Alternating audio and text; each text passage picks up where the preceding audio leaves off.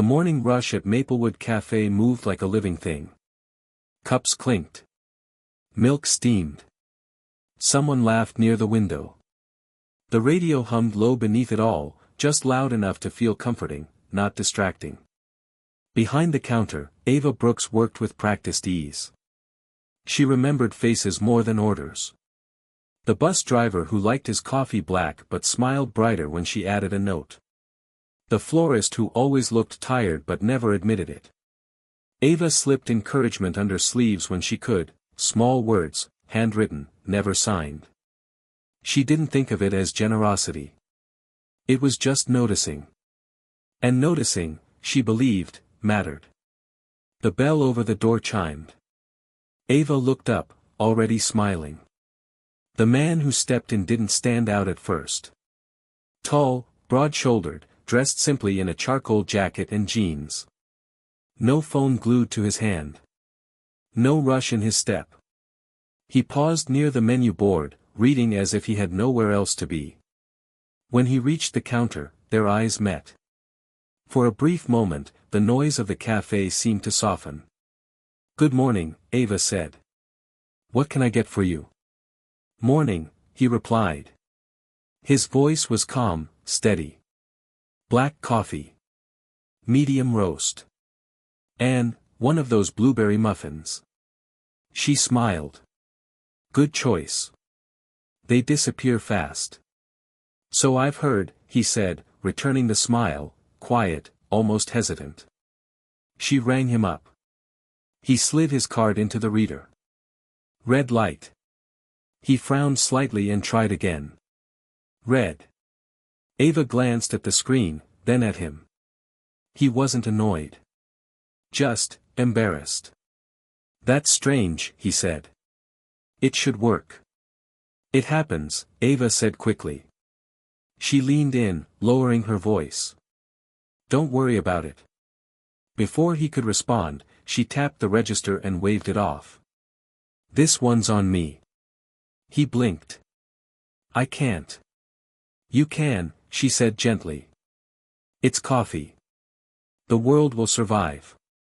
He studied her then, as if trying to understand something that didn't fit the usual logic of things. "Thank you," he said finally. "That's very kind." She shrugged. "Pay it forward." "That's enough for me." She handed him the cup. On the sleeve, beneath the logo, a small heart was drawn in pen. He noticed it. Something in his expression shifted, not dramatic, just quieter. Softer. "I'm Cal," he said, as if the name mattered in that moment. "Eva," she replied. "Enjoy the muffin, Cal." He nodded once, sincerely, and stepped aside. As the line moved forward and the cafe reclaimed its rhythm, Eva didn't think much of it. It was just coffee. Just a moment. But across the room, Cal stood holding the cup a little longer than necessary. For the first time in years, no one had asked what he did. No one had cared what his name meant. Someone had simply seen him. Callum sat in his car with the engine off, hands resting loosely around the paper cup. The parking lot was quiet this early. A delivery truck rumbled somewhere in the distance. The city hadn't fully decided what kind of day it was going to be yet. He stared at the coffee for a moment before lifting it. Warm. Simple. Ordinary. He took a sip. It wasn't remarkable. Good, but not exceptional. And yet his chest tightened in a way he didn't expect. He couldn't remember the last time something had been given to him without conditions. Most days, people studied him before they spoke. They measured him. Adjusted themselves. Everyone wanted something: access, approval, advantage. Even kindness usually came with calculation, whether subtle or overt. But in that cafe, none of that had mattered. His card had declined. For once, money had failed him. And instead of impatience or judgment, he'd been met with ease. With warmth. With someone who hadn't even paused to weigh the cost. He glanced down at the sleeve again. The small heart sat there, slightly crooked. Hand-drawn. Unpolished. Human. Callum leaned back in his seat and let out a breath he hadn't realized he'd been holding. Years of boardrooms, contracts, applause, and headlines had taught him how to command attention. They hadn't taught him how to feel known. Somewhere along the way, success had become a wall, thick, polished, and isolating. That morning, standing at the counter as just another man with a problem, the wall had cracked. "She didn't see my name," he murmured quietly. "She saw me." The thought lingered. It unsettled him. And it stayed. He finished the coffee slowly, deliberately, as if stretching out the moment. When he finally set the empty cup in the holder, he didn't reach for his phone the way he usually did. No calls. No messages. No calendar. Instead, he found himself thinking about her smile. The way she'd said pay it forward like it was obvious. Like kindness didn't need justification. He started the car, then hesitated. Tomorrow, he thought. Not as anyone important. Not as someone impressive. Just as Cal. The bell over the door chimed again the next morning. Eva didn't look up right away. She was wiping the counter, half listening to the radio, already calling out an order in her head. Then she sensed it, the pause in the room, subtle but real. The way the air shifted when someone familiar stepped into a space. She glanced up. It was him. The same calm presence. The same unhurried stance. Only today, there was something different in the way he smiled, less guarded, more certain. "Well," she said, surprised and amused, "look who survived without caffeine for a whole day." He chuckled. "Barely. I figured I shouldn't push my luck." He stepped forward, resting his hands lightly on the counter. "Good morning, Eva." "Good morning," she replied. "The usual?" "Black coffee," he said. Then, after a beat, "And I'm paying today." She raised an eyebrow. "We'll see what the machine thinks about that." This time, the card reader blinked green. He let out a small, satisfied breath. "Progress." She handed him the cup, smiling. "Glad to hear technology is on your side again." He lingered instead of stepping away. Not awkwardly, just enough to suggest he wasn't in a hurry to leave. "I didn't really thank you yesterday," he said. "For more than the coffee." "You did," she replied easily. "You drank it." "That's not what I meant." She studied him for a moment, then softened. "You're welcome." He nodded, accepting that, then gestured toward the corner table by the window. "Mind if I sit?" "Only if you don't judge the view," she said. "It's mostly street traffic and overconfident pigeons." "Sounds perfect." He took his seat. Over the next few minutes, Eva caught herself glancing over as she worked. He wasn't on his phone. He wasn't rushing. He just sat there, watching the city wake up, sipping slowly. When the rush eased, she walked over with a cloth in hand. "So," she said casually, "what brings you back? Besides near-death caffeine withdrawal." He smiled, then answered honestly. "It felt easy here." She nodded, as if that made sense. "Yeah. People say that." He hesitated, then added, "By the way, Cal's fine." "Just Cal." "Good," she said. "I wasn't planning on upgrading it."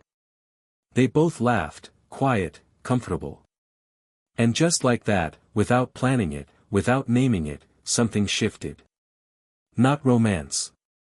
Not yet. Just the beginning of familiarity. Cal kept coming back. Not every day. Not predictably.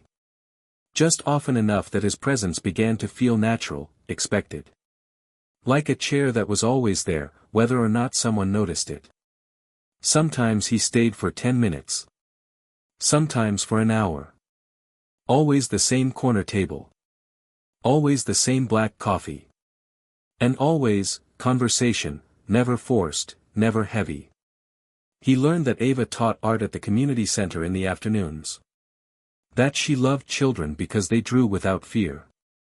That she believed people revealed themselves most honestly in the small things they thought no one noticed.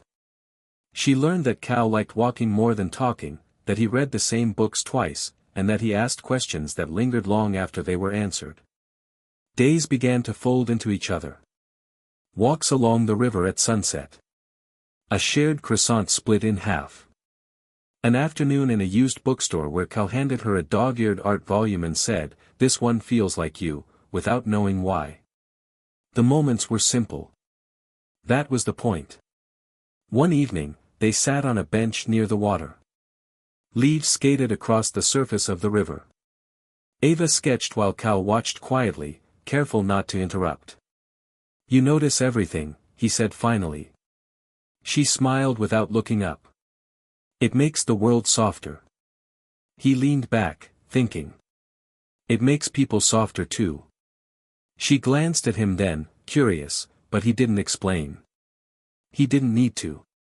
What neither of them said out loud was that something was forming, not quickly, not loudly, but steadily.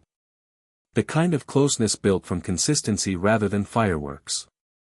For Cal, these hours were a relief he hadn't known he needed. No introductions.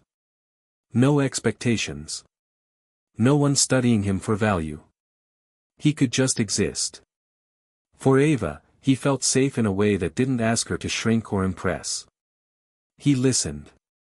He remembered. He stayed. And slowly, without either of them naming it, friendship began to lean toward something warmer. Something patient. Something real. Morning light filtered softly through Eva's apartment, pale and golden, touching the edges of her sketchbooks and warming the quiet room. She sat near the window with a mug of tea balanced in her hands, absent-mindedly tracing lines on a blank page while the city outside slowly woke. There was a knock at the door. When she opened it, Cal stood there with the same familiar calm, but something else, too. A careful seriousness in his eyes. The kind that came when someone had decided not to hide anymore. "Good morning," he said. "Morning," she replied, studying him. "You okay?" He nodded once. "I was hoping you'd come with me. Just for a drive." She didn't ask questions. She trusted him enough not to need answers yet. The road out of the city unfolded quietly, autumn trees lining the way, the air faintly scented with earth and leaves. Music played low in the car, something gentle, almost reflective. Eva noticed the way Cal drove, unhurried, deliberate, like a man savoring time rather than racing against it. When they arrived, the land opened into stillness. Rolling fields. A small pond reflecting the sky. No noise but wind and birdsong. Eva stepped out and felt her shoulders loosen. "This is beautiful," she said softly. Cal leaned against the car, hands resting lightly on the roof. "It's where I come when everything else gets too loud." He turned to her then, really turned to her. "There's something I need to tell you," he said. "Not because I'm afraid you'll find out, but because you deserve honesty." She met his gaze, steady. "Okay. My name is Callum Hayes," he said. "I own a company. A large one. And for most of my life, that's been the first thing people learn about me." He paused, choosing his words carefully. "They see the buildings, the numbers, the success. They don't wait to see anything else. Conversations change the moment they know. Expectations. Assumptions." His voice softened. "With you, none of that existed." Eva listened without interruption. "In that café," he continued, "my card declined. And for once, I wasn't useful. I wasn't impressive. I wasn't worth anything on paper." He gave a small, almost rueful smile. "And you still looked at me like I mattered." Her breath caught, just slightly. "I didn't come back because of the coffee," he said. "I came back because with you, I felt human again. Not managed. Not measured. Just seen. Silence settled between them, gentle and unafraid. You could have told me sooner, Eva said quietly. But I think I understand why you didn't. He searched her face. You do. She nodded. Because you wanted to know if what we were building was real. And it was. Relief washed over him, visible in the way his shoulders finally eased. I didn't fall for your life, she continued. I fell for the way you listen. The way you stay. The way you let people be themselves. Callum reached out, brushing a loose strand of hair behind her ear, his touch reverent, restrained. You've reminded me what connection feels like, he said. What it means to belong somewhere without having to earn it. She smiled softly. And you've reminded me that kindness isn't small. It just looks that way from the outside. They stood together as the breeze moved through the grass, the world wide and quiet around them. No rush. No spectacle. Just truth, resting comfortably between two people who had found each other without trying. The weeks after the truth unfolded gently. Nothing changed all at once. And that, more than anything, reassured Eva. Cal still came to Maplewood Café, still took his coffee black, still listened more than he spoke. The difference was not in his behavior, but in the openness between them. There were no more hidden rooms in the conversation. No careful omissions. One morning, after coffee, he asked her to come with him again. Not out of the city this time, but across town, down a quiet street she rarely walked. He stopped in front of a modest building with wide windows and high ceilings. Sunlight spilled across the empty interior. What do you think? He asked. She stepped inside slowly. The space was raw but full of possibility. White walls. Open floor. Enough light to make colors come alive. It feels like, she stopped, searching for the word. Yours, he said gently. He held out a small set of keys. Her smile faltered, not from lack of gratitude, but from instinct. I can't let you do this for me, she said firmly. I don't want to be carried. He nodded, already understanding. Then don't be. Run it your way. I don't want to shape it. I just want to make room for it.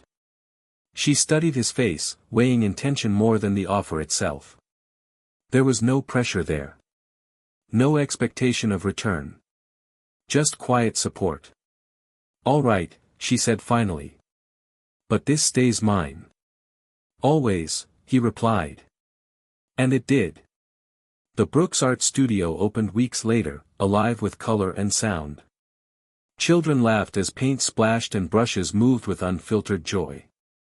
Eva moved through the room with easy confidence, guiding small hands, encouraging shy ones, fully in her element. Callum stayed mostly in the background. At one point, Eva noticed him standing near the wall, carefully hanging a framed piece. When she drew closer, her breath caught. It was her sketch. The one she had drawn the first evening she'd met him. The quiet man with the calm eyes and the declined card. You kept this? She asked softly. He smiled.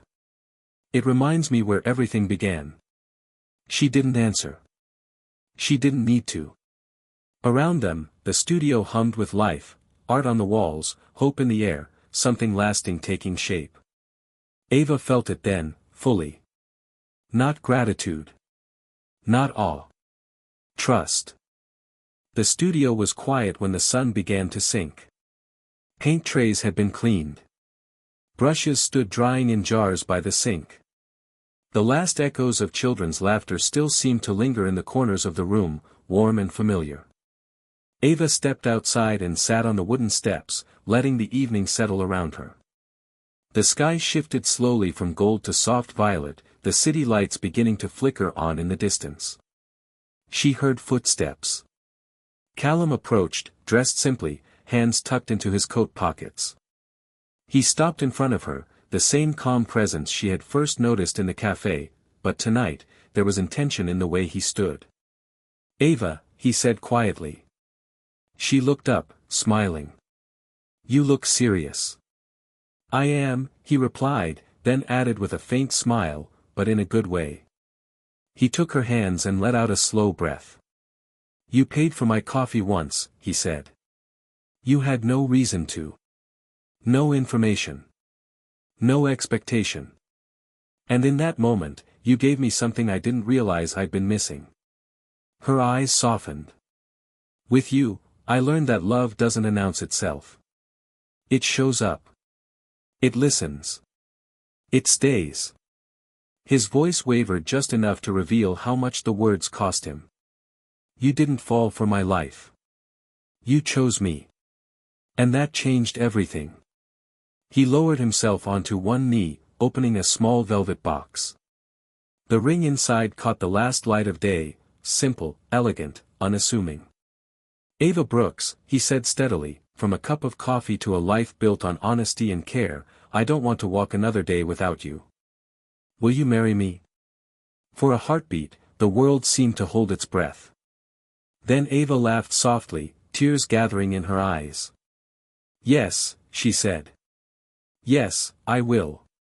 He slipped the ring onto her finger and stood, pulling her into an embrace that felt less like a promise and more like a truth already lived. They stayed there for a long moment, foreheads touching, the city humming gently behind them. Eva rested her head against his shoulder. Funny how something so small can lead to something this big. Callum smiled. That's the best part. It was never about the coffee. The sky darkened, stars beginning to emerge one by one. And there, on the steps of a place built from kindness and trust, two lives settled into the certainty of home. Thank you for listening to this story. If it warmed your heart, please like, subscribe, and share so more people can discover these gentle, hopeful stories. Your support helps this new channel grow, one quiet story at a time.